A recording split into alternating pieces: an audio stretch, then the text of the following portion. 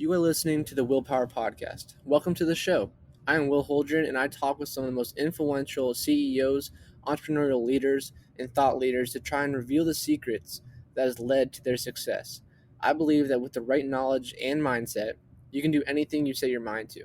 So if you want to learn how to change your life for the better, if you want to learn how millionaires actually became wealthy, or if you want to develop and start your own business from the ground up with the right knowledge to help you, then you are in the right place, because this is the Willpower Podcast. Nowhere that we go is a one-way street. Nothing that we love is a one-day key. And if we gon' do it, we gon' do this now. And if we say we gon' hold this down. How's it going, everyone? My name is Will Holdren. I am the host of the Willpower Podcast. Today we have an amazing guest who is also based out of the Atlanta, Georgia market, and his name is Jon Alwinson. And Jon is actually a faith-based entrepreneur.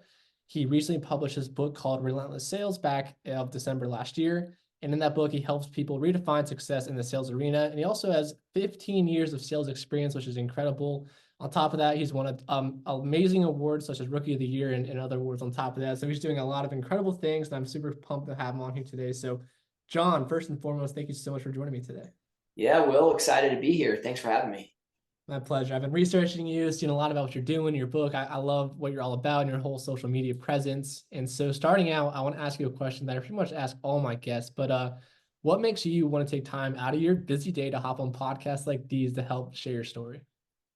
Yeah, I think ultimately getting to the root of identity, right? I mean, salespeople work so hard. We're in a tough industry at times, and we get told to know a lot. And so I want to help encourage salespeople to know that there's so much more than their sales number, while I encourage them to be excellent in their work. So that's kind of what I'm all about. Awesome. I love it. Definitely something that is needed. A lot of people obviously venture into sales and struggle with it. And, if they can figure out a way to kind of get over those humps and those setbacks, it can be a very promising and fulfilling career, right? So it's cool to see people like you that have done that and have been successful with it, kind of giving back to other people and help pull up other people with them. Yeah. Kudos to you for that. And so starting out, I want to jump into your personal story here. So how did you end up getting into sales in the first place? So my older brother, and I started a footwear company out of college. So we were manufacturing footwear in China, selling it throughout the US. So at one point we had about 150 small mom and pop shops across the country. At one point we were starting to get in Bass Pro and some of these other larger chains. Wow. And we gave it a really good run. We had 5+ years of that. And then, as you can imagine, two young guys, we made every single mistake in the book. And at one point we decided collectively that we needed to shut it down, but we had a really good run. We had a lot of fun doing it.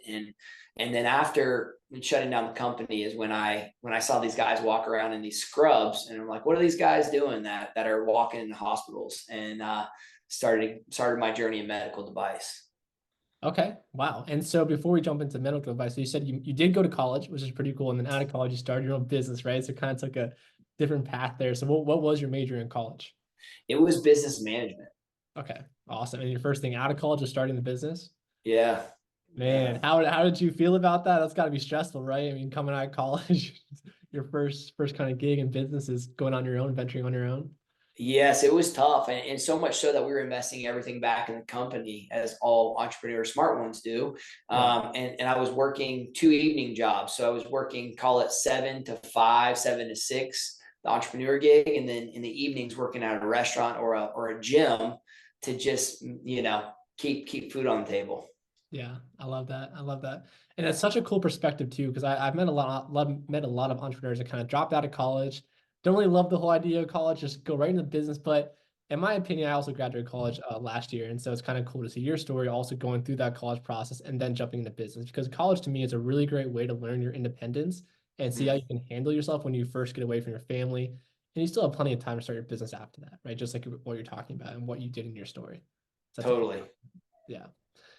And so you mentioned you jumped into medical sales after you shut down your shoe business, right? And so Yeah. What made you officially want to get into medical sales, and how long were you doing that? And is that where you pretty much had your sales career? Yeah. So in chapter 1 of my book, we talk about mentors, and so that my mentor, a guy named John Riley down in Orlando, Florida, was a guy that was in our church growing up, was very successful businessman in Central Florida market. And what was so cool is I had mentors around me that kind of could help me in the journey. So what he did, Jon sat me down and he helped me identify my strengths. And then he was like, man, I really think you need to get in medical device, and I think you need to get into selling capital equipment. And those two things were exactly what I ended up doing. And had I not had a guy who's further along than me kind of giving me some direction, who knows exactly where I'd be, but my good friend Jon kind of helped me see the way. Yeah, mentors are obviously super important, and it's important to kind of find one that wants to see you succeed, wants to see you win. So it sounds like Jon was that to you, kind of in your story.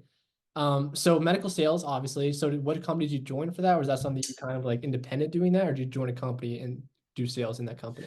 Yeah, so I joined a Fortune 500 company at that time, and I came on as an associate. So call it the first 7.5 years of my career was just adversity after adversity. Starting the company, not making anything. Associates in medical device, they are the bottom rung. So there were days where I would work all day, and then you know how it is living here in Atlanta. So I'd be working here and then get a text message saying, hey, you need to be in Miami in the morning by 7 a.m. for a case. And so the first 2.5 years as an associate, but the first 7.5 years of my sales career was full of adversity. And so it kind of shaped me to who I am today to write this book. But ultimately, this adversity and going through these challenges are really what's kind of why I am the way I am. Yeah, no doubt. And one thing I personally learned as well while venturing in entrepreneurship is that there's going to be adversity. Right? There's going to be a lot of ups and a lot more downs. So it's how you handle those down moments and help you persevere through those moments. And so in your story, what I want to touch on a little bit, that you said you were doing that for 7.5 years, right? Going through that adversity. And so many people, I think, look at the sales industry and say, man, if I just can just come in here, I'm going to crush it.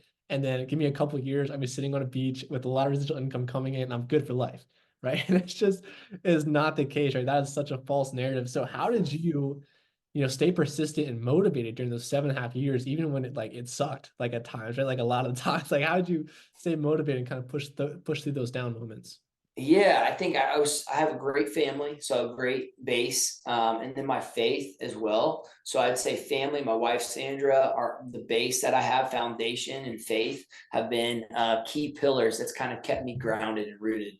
So yeah. So touch a little bit more on the whole faith aspect. What part of the faith kind of kept you going in that direction? Because for me personally, I'm also a faith-based entrepreneur. For me, it's just realizing in the back of my mind, God has a grand master plan, right? And so you just have to have patience and know that God's going to lead you in that direction. And so that's kind of comforting because maybe when you get a no sometimes, you don't know all the details or why that person said no, but God, I feel like, has a reason for that no, right? And maybe it's for the better that person said no for a yes later on down the road. But that's just from my perspective. So I'm kind of curious to hear from your perspective how faith played a part in that. Yeah, I mean, so when your identity is in Christ, my identity is in Christ. When we know who we are, we don't wither, we don't wilt when adversity comes. I mean, you look through the Bible. Every time I read through the Bible, there's a character or a person in the Bible that went through a challenging moment, right? But God was there with them and helped them overcome, right? And it doesn't mean life is easy. It doesn't mean everything's going to be perfect and hunky dory, which it never is. But when you do have faith in a higher being, I think it gives you power. I think it gives you strength, and I think it gives you a likability with a customer too. Sometimes they don't always see it, but there's a trust that's built when they know that, hey, look, I can trust Will, I can trust Jon. These are guys that inherently they feel that they can work with. And I think faith gives you that resiliency, that relentlessness that we talk about in the book. Yeah. But it also gives you that likability that customers really appreciate. Yeah. And that's why your title of your book is so important, right? Relentless Sales, because you got to have that relentless attitude to be successful at the end of the day, right? Because it might take you 7.5 years before you kind of hit that threshold and kind of start seeing the sunshine and the success on the other side of the road, right? Yeah. So jump forward to me to that 7.5 years in, right? What was the main thing that kind of switched for you in your career that really helped you kind of make that big switch in your career where now you're like, I'm successful at sales, right? What was that moment like for you? Yeah. So I think, it's good that your audience knows my background now. So as you can imagine, I was just like wound up like a dog on the back of a meat truck, right? Like not making any money for the first 7.5 years of my career. I'm married. I'm like, I got to make something in my life. So when I finally had my chance to become a full-on territory manager after the 2 years as an associate, I just went gangbusters. So I was rookie of the year, and then I was rep of the year, and I was the best 2 years over combined, which is called Founders, which is a big award in the company I was with. And so I tell you that there's no brag in that. It's just, I was just hungry, right? I was ready to prove myself. And I think it was the years of being in the furnace, right? Of being sharpened through the hardships of entrepreneurship, of being an associate, all those things. And I learned and I observed throughout the years. And I think that's something that a lot of people who are listening can learn. Is I always would ask people, what's your success? Like, what's working? True, real talk, what's truly working for you in your territory? And for 7.5 years, I asked those questions. And then when it was my turn, I just went all out.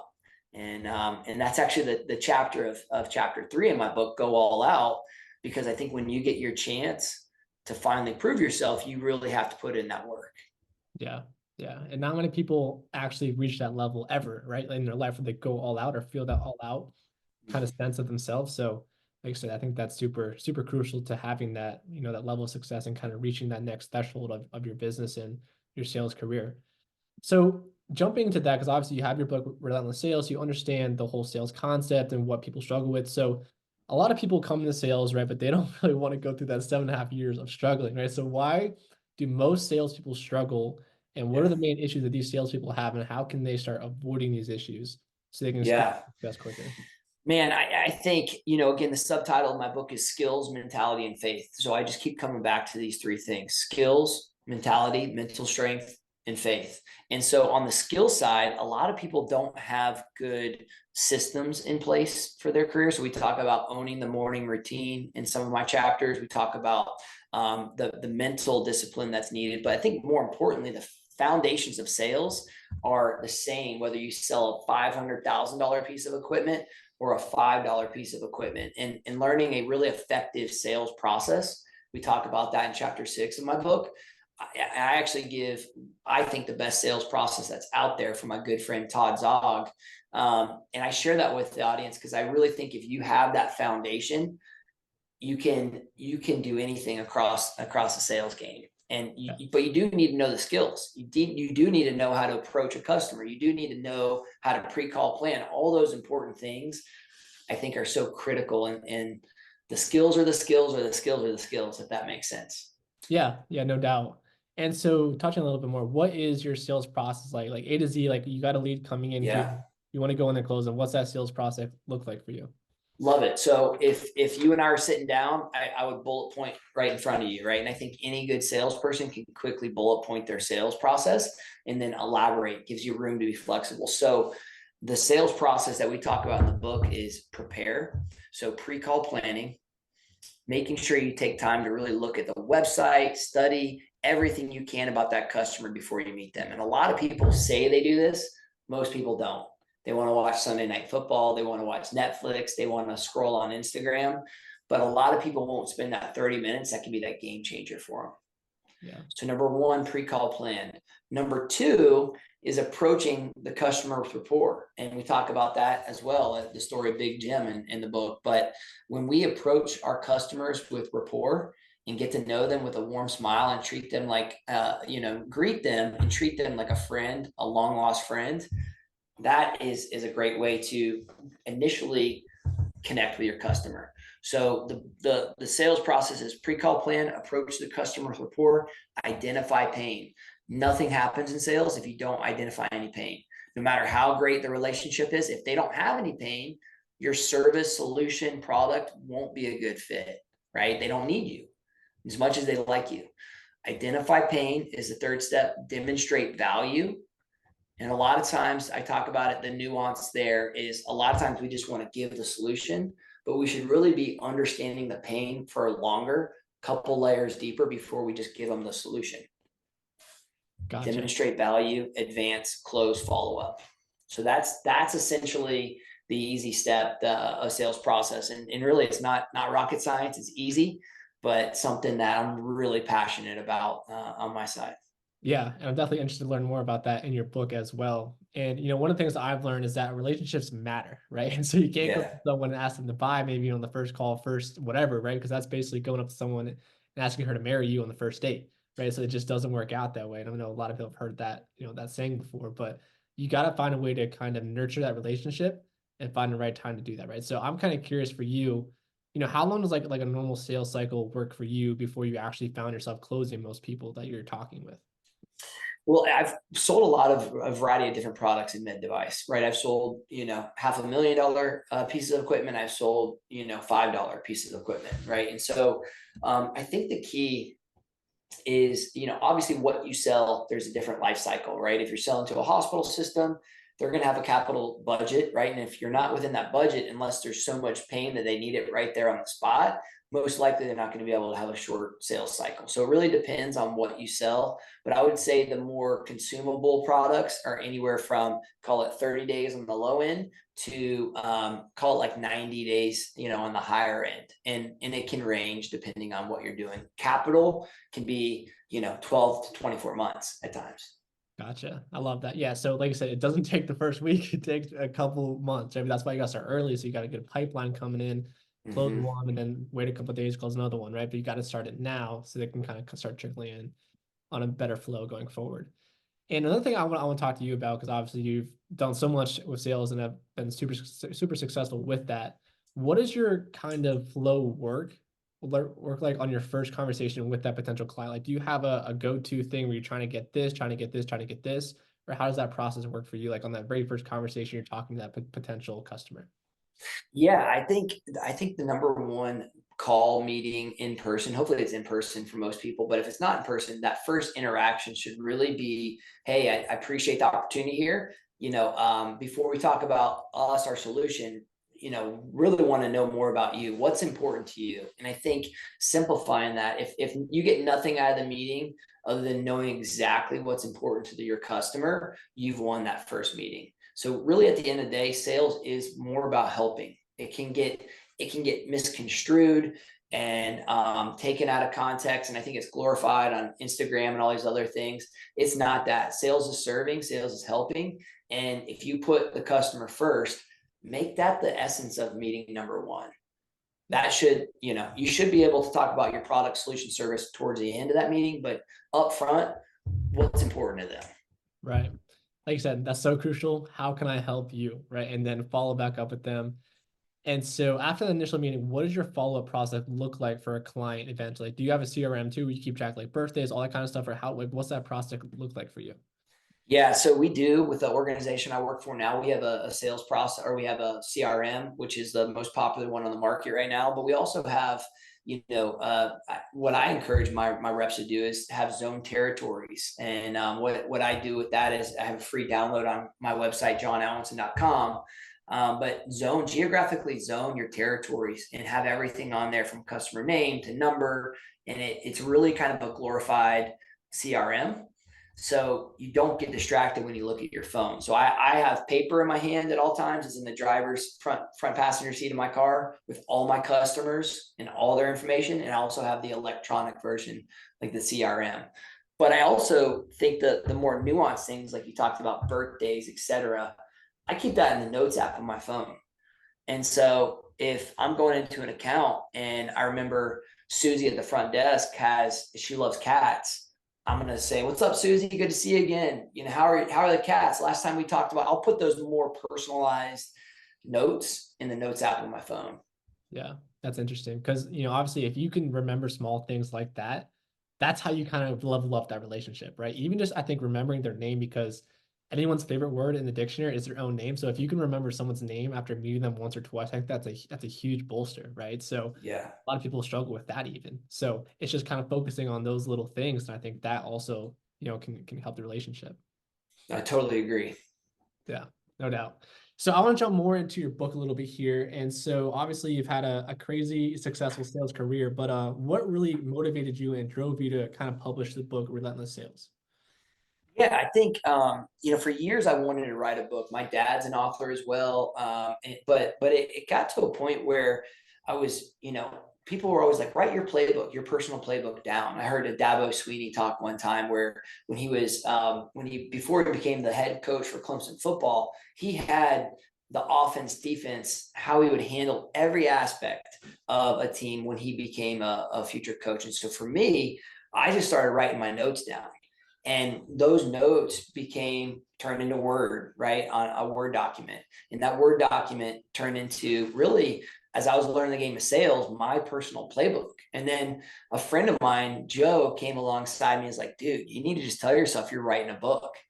And so I 2 years ago started writing and spent a couple minutes a day, and the rest is history. Nice. How long did it take you to write the book? It took me a couple of years. It took me since 2019. I had the desire, but it wasn't until like 2021 timeframe where he really pushed me to get serious about it. Nice. And did you self-publish it, or did you find a publisher for it? Yeah, we did. We published it through Amazon, and that process was very easy, and you don't have to do the loops and hoops of publishing companies. That's awesome. That's awesome. Yeah. And so for the people that are reading your book, what are the main takeaways that you want these people to get out of your book after reading your book? Yeah. So again, the subtitle is the skills, mentality, and faith needed to be great in sales. And so I want to help people not throw in the towel too early. Chapter 2 is a big one for me. It's titled identity, right? And we know who we are. We sell better. We're more confident. We're living from our identity, not for our identity. And so many salespeople get caught up in that rat race of, I am a number. And, whether they're stack ranked number 1 or number 500 in their company, they think they are that number. And so when we know our identity is so much more, they can really grow. But a couple other things, we talk about confidence. We talk about relationships. I outline the skills like sales process, like we talked about. But one that a lot of people have come to me and said they really like is the conquering fear piece. In chapter 9, we talk about conquering fear. I think so many salespeople are fearful, and I'm raising my hand because I've been that guy where I've fallen that continuum of being afraid to approach certain customers. And I've kind of outlined the mental game that I'm really excited about getting out there and kind of helping that early to mid salesperson really gain traction in sales. Yeah, and the mental part is a huge part, right? You got to fortify your mind in order to come over like those bad moments that are going to happen, right? And so you got to be strong up here so you can handle those moments. Now, I want to jump into a little scenario here. So let's say I was in sales for like 4 or 5 years, right? I'm struggling, not making much money whatsoever. I'm really down, and I'm this close to just quitting and going into like a 9-to-5 job, right? Taking a safe. Yeah. What do you say to a person like that? And how do you really get out of a funk? Because I think so many people, I've seen it myself personally, just people that they do so well for like a year or two and then maybe struggle and then they get in funk and like they're done, right? So how do you really how do you overcome those funks and see the upside and stuff and stay in it? It's so funny because literally chapter 8 is that. It's called Owning the Mental Game. And it's me and a buddy, my good friend, sat down. Our kids were playing at the pool. Our wives were talking, and it was a summer day when I started outlining my thoughts on this. And the first thing, he was going through a tough time. He was in tech sales. Tech sales is all over the place, right? It's crazy. Sometimes it's hot, sometimes it's not. And he was struggling. He was in a slump. And I went over this with him. And the first thing we talked about was how success largely depends on how we think. And then we went into documenting our wins. So I said to him, take out a piece of paper. Let's go through everything you've won throughout your life from a kid to now. So if someone was in a bad spot, that's the first thing I would take. And so whether they made high school basketball team, whether they made a winning basket, whether they scored a winning touchdown, whatever it is, everything from top to bottom to where they're at now. And what you realize is you've been a lot more successful than you give yourself credit. And you've accomplished a lot more than you give yourself credit. So document your wins. And then I would go back to looking at our schedule, our daily schedule. What's it look like, right? Because success does leave clues. How's your morning routine? Are you waking up at 8 o'clock every morning? Or are you waking up at 5 a.m.? Are you staying physically fit? Will, I can tell you're a physically fit guy. You work out and train. You're on the right track, right? And so you're training your mind, body, spirit, right? Those three things. And I can get into more if you want me to talk more, but I think high level, document your wins and start there.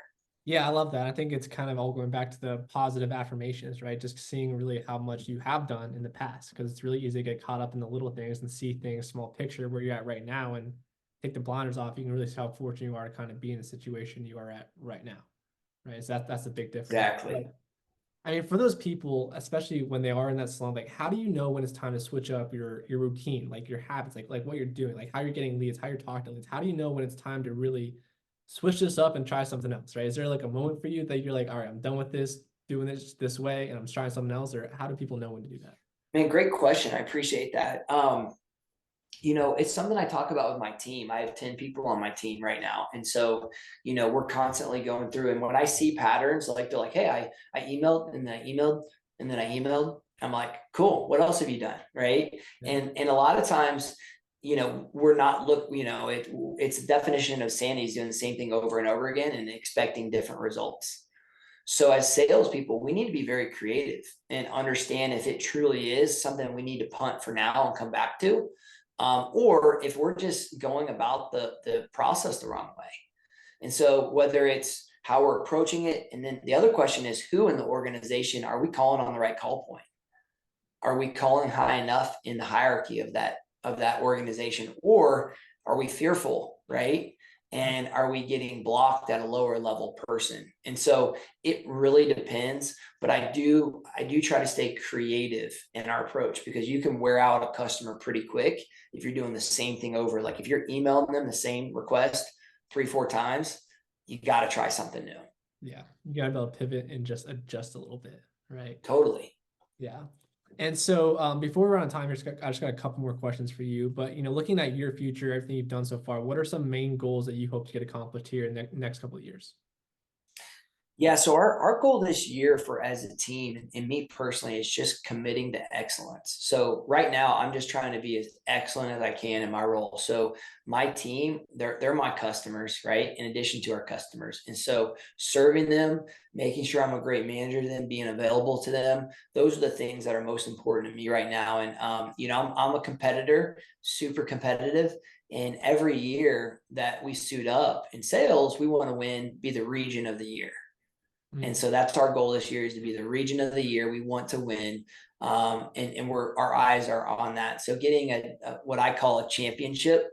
I look at sales like it is a sport, and getting another championship recognition of being the top region is something that's really important to me. But in addition to that, continue to improve in really all aspects of life. Communication, leadership is key for me. So continue to rise and rank. And leadership is important to me as well. Always try to improve, right? All areas of life. I think that's what entrepreneurs do. Bottom line, no matter what it is. Wear a lot of caps and got to be good at all of them. So that's cool to hear that. And before we jump off here, last thing I want to ask is if there's anything else you'd like to say, and also if people want to find your book, how can they go about finding your book, Relentless Sales? Yeah. So I think the main thing that I would want to just get out is greatness stands out. We talk about this in chapter 13. Greatness stands out. And if you're going to compete to win. You might as well compete to win. So whether you're an entrepreneur, and own your own business, whatever you do, seek greatness, go for greatness, and compete to win, and give yourself that grace as needed, that you're more than just a number. And so that's kind of where I'm at from that side of things. And, would love to connect with your audience, Will. Jon Alwinson, Jon, and then alwinson.com as my website. I have a ton of free resources there if they want to download our zone territory, some of those other things that we talked about, the attack list. That's all free and that's available online. But more than anything, would love to connect with your audience on social media, and Amazon.com has our book. Awesome. All right, guys, there you have it. Jon Alwinson, thank you so much for joining me today. Thanks, Will. Nowhere that we go is a one-way street. Nothing that we love is a